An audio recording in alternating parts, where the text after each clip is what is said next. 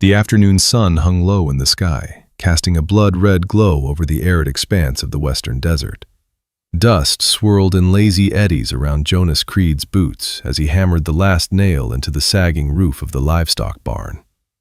At 35, Jonas had lived alone on this barren patch of land for 8 years, a stretch of time that had worn him down like the relentless wind eroding the rocks. His small ranch consisted of a weathered wooden cabin, a few scraggly fences, an old horse named Dusty grazing in the corral, and his trusted Winchester rifle leaning against the barn wall. Days blurred into one another.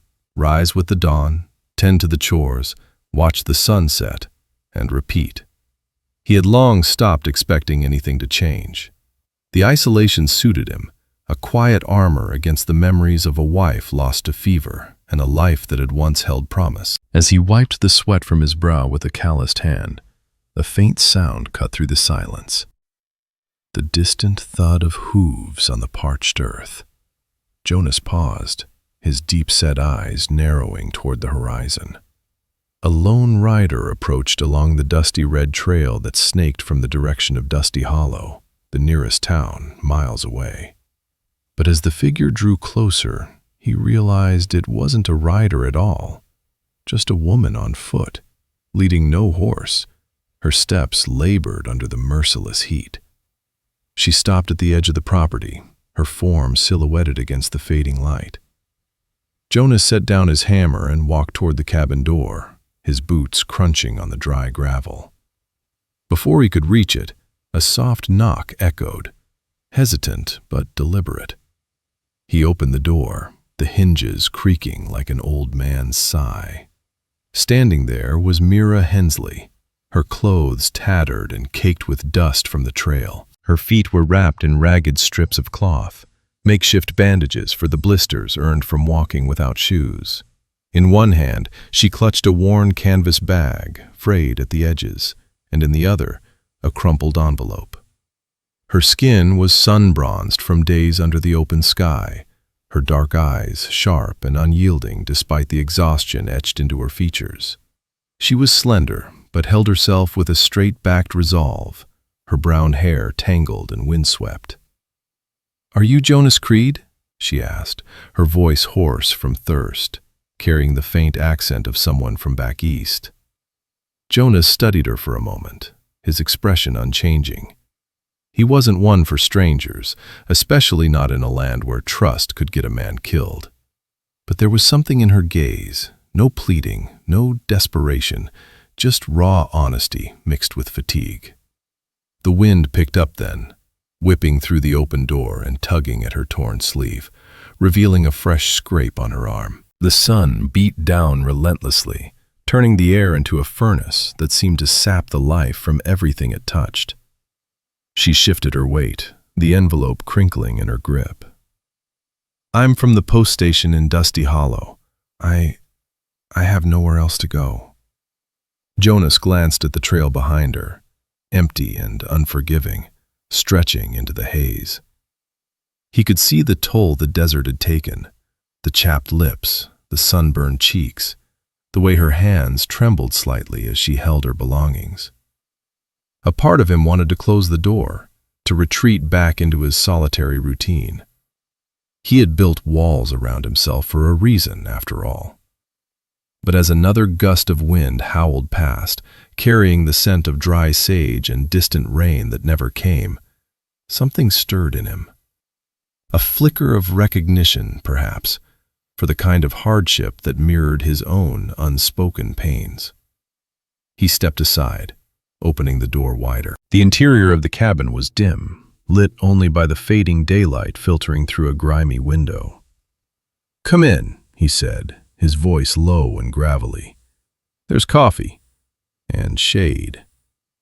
Mira hesitated for a heartbeat, her eyes searching his face as if weighing the offer. Then, with a nod, she crossed the threshold, her wrapped feet leaving faint prints on the wooden floor. Jonas closed the door behind her, shutting out the swirling dust.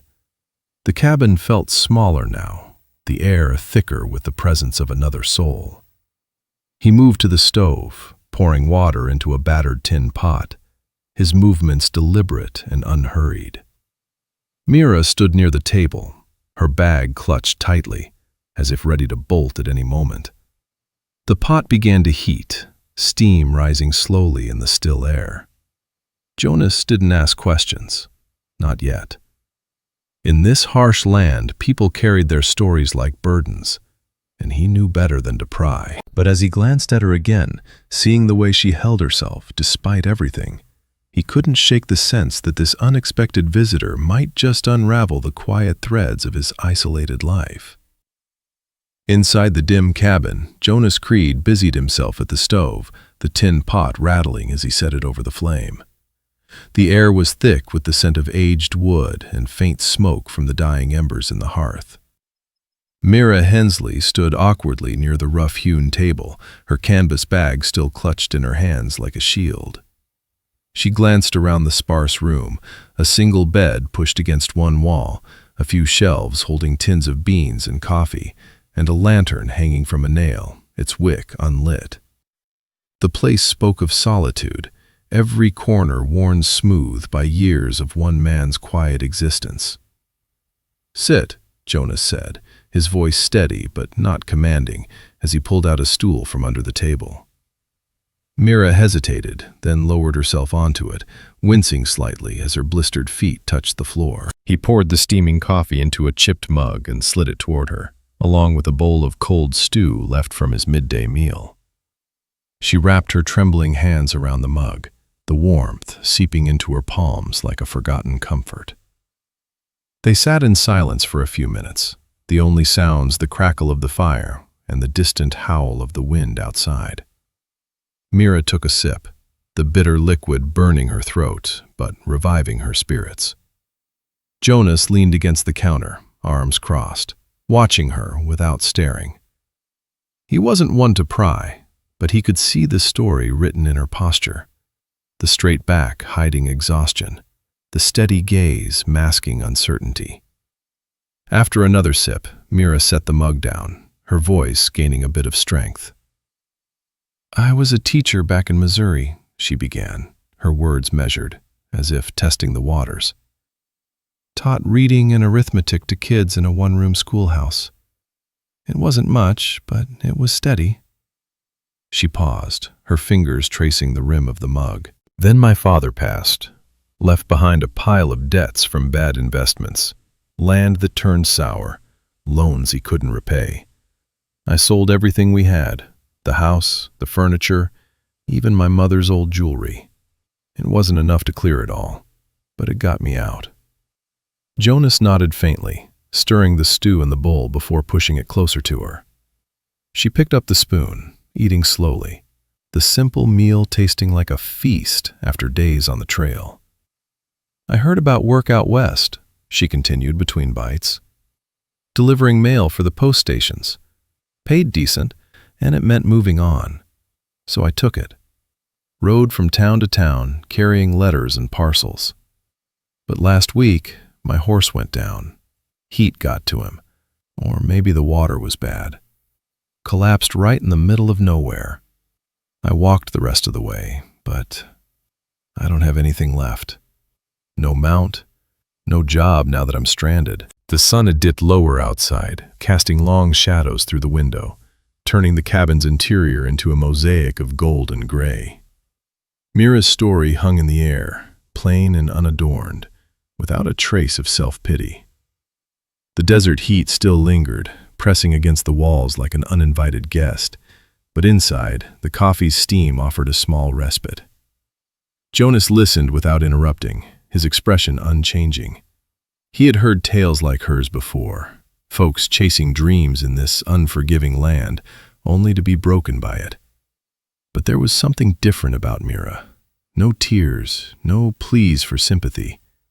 She spoke like someone who had stared down hardship and refused to blink. "I ain't here for charity," she said finally, meeting his eyes directly. "Just a place to rest through the night.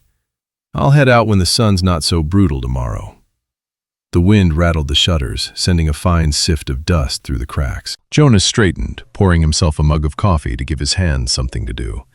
He took a slow sip, the bitterness grounding him. In 8 years, he hadn't shared this space with anyone, not since the fever took his wife and left him with echoes in the empty rooms. But looking at Mira now, her resolve cracking just enough to reveal the weariness beneath, he felt an unfamiliar pull. The desert had a way of stripping people bare, and she had made it this far on grit alone. "You can stay," he replied, his tone even. "Long as you need. I don't talk much, but the ranch is safe. Got a spare blanket in the corner." Mira's eyes widened slightly, surprise flickering across her face. She opened her mouth as if to protest, then closed it, nodding instead. For the first time that afternoon, in the stifling heat that clung to everything, a faint smile touched her lips. Brief, but genuine. Jonas turned back to the stove, adding wood to the fire, the flames leaping up to chase away the encroaching dusk. Outside, the wind howled on, but inside the cabin, the silence between them felt a little less empty. 3 days passed like grains of sand slipping through an hourglass, each one blending into the next under the relentless western sun. Mira Hensley had settled into a quiet rhythm at Jonas Creed's ranch, her presence a subtle shift in the otherwise unchanging landscape. She didn't idle. From dawn, she was up, mending the broken fence post that Jonas had long ignored, threading wire through splintered wood with steady hands.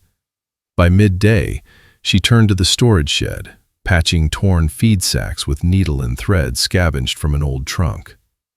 In the evenings, she tackled the kitchen cabinets, wiping away years of dust and grime, organizing the scattered tins and utensils into something resembling order. Jonas watched her from afar at times, his deep-set eyes noting how she worked without complaint, her slender frame moving with purpose despite the lingering fatigue from her journey.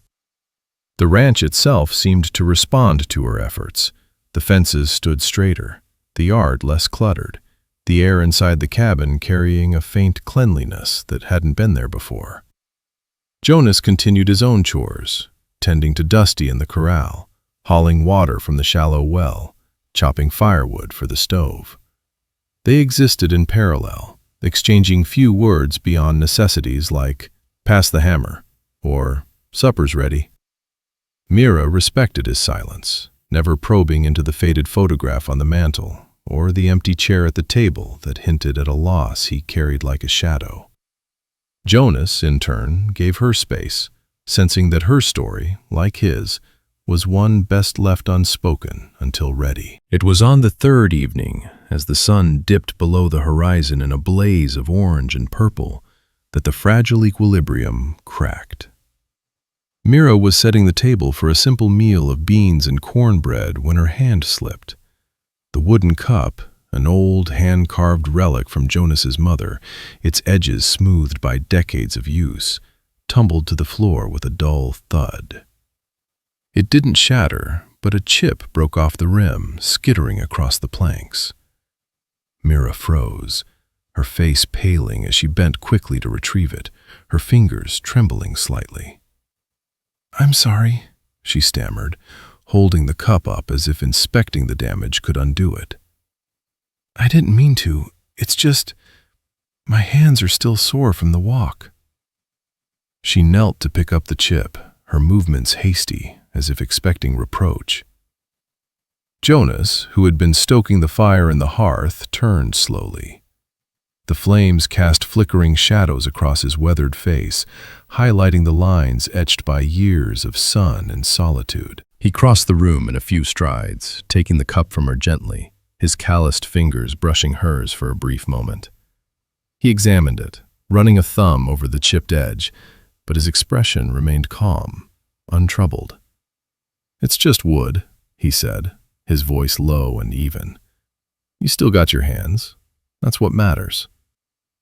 He set the cup back on the table, as if the incident were no more significant than a gust of wind rattling the shutters. Mira straightened, her dark eyes meeting his, a mix of confusion and relief washing over her features. She had braced for anger, for dismissal, reactions she knew from a world that valued possessions over people. But Jonas's response was devoid of judgment, a simple acceptance that left her off balance. She placed the chip beside the cup, her breath steadying. "Why don't you ask me anything?" she said after a pause, her voice soft but probing. The question had been building in her, unspoken amid their shared silences. About where I'm from, why I'm here. Most folks would want to know if they're harboring trouble. Jonas leaned against the table, crossing his arms as he considered her words. The fire crackled behind him, popping sparks into the air. Outside, the wind had picked up again, whistling through the eaves like a distant lament. He glanced toward the window, where the last remnants of daylight faded into twilight, then back at Mira. "Folks who make it out here," he replied. "They've got reasons enough without me digging. If you're trouble, it'll show. If not, well, the desert's big enough for secrets."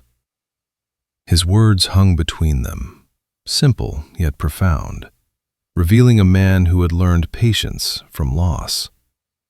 Mira nodded slowly, absorbing the implication that he trusted her enough not to pry, or perhaps understood that some wounds healed best in quiet. She sat back down, picking up her spoon, the tension easing from her shoulders. For the first time since her arrival, the cabin felt less like a refuge and more like a shared space, the silence between them not empty, but companionable. As night fully descended, Jonas stepped outside to check on Dusty, the stars emerging overhead in a vast, indifferent sky. Mira remained at the table, her fingers tracing the chip in the cup, pondering the man who had opened his door without demands. The wind continued its song, carrying the faint scent of sage through the cracks, as if whispering that change, however small, had taken root in this forsaken corner of the West.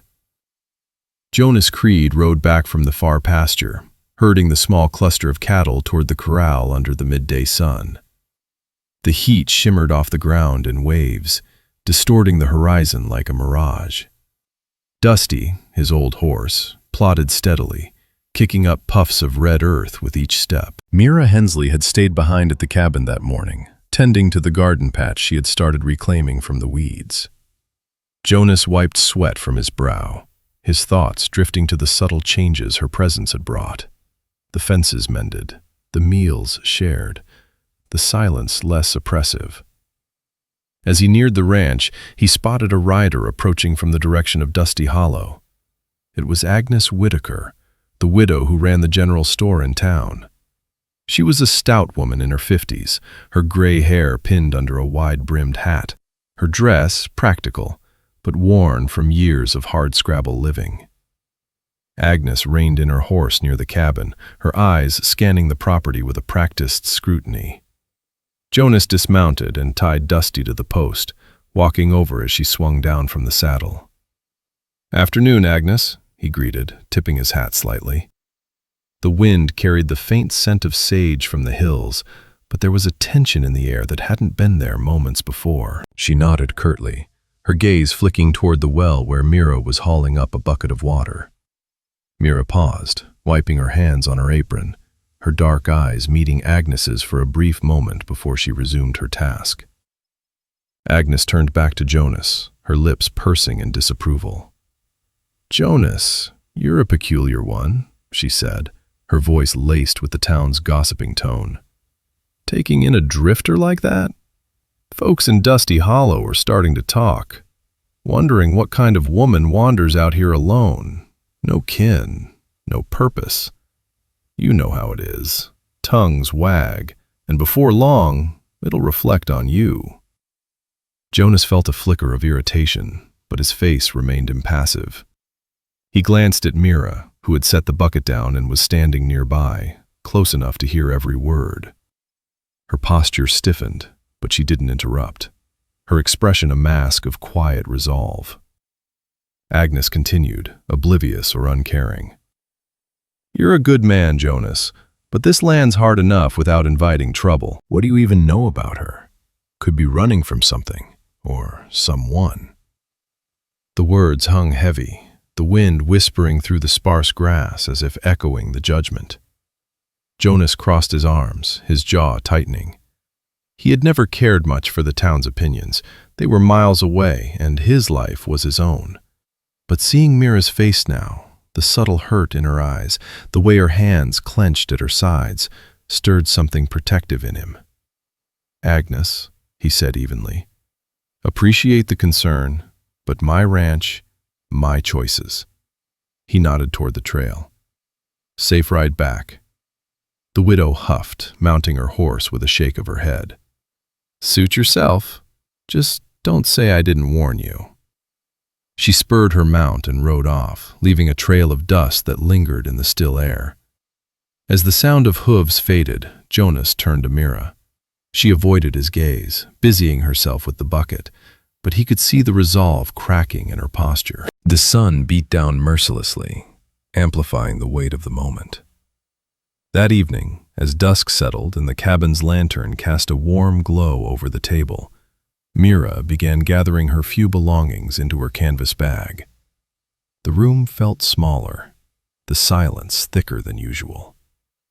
"I should go," she said quietly, folding a spare shirt with deliberate care. "I don't want to bring shame on you. The town's right.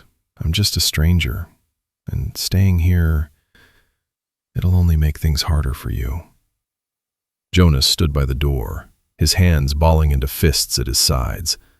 The fire in the hearth popped, sending sparks upward, mirroring the tension building in his chest. He stepped forward, his voice firm but laced with an undercurrent of resolve. "Mira," he said, gripping the edge of the table to steady himself. "I'm a man. I decide who crosses my threshold." She paused, her dark eyes lifting to meet his, searching for any sign of hesitation. Jonas held her gaze, unwavering, letting the words sink in. In that moment, the cabin's walls seemed to close in, the wind outside rattling the shutters as if testing their resolve. Mira's shoulders relaxed slightly, the bag slipping from her fingers to the floor. She nodded, wordless, but the defensiveness in her eyes softened, replaced by a glimmer of trust. Jonas turned away then, stepping out to the corral to check on Dusty, the cool evening air brushing against his skin.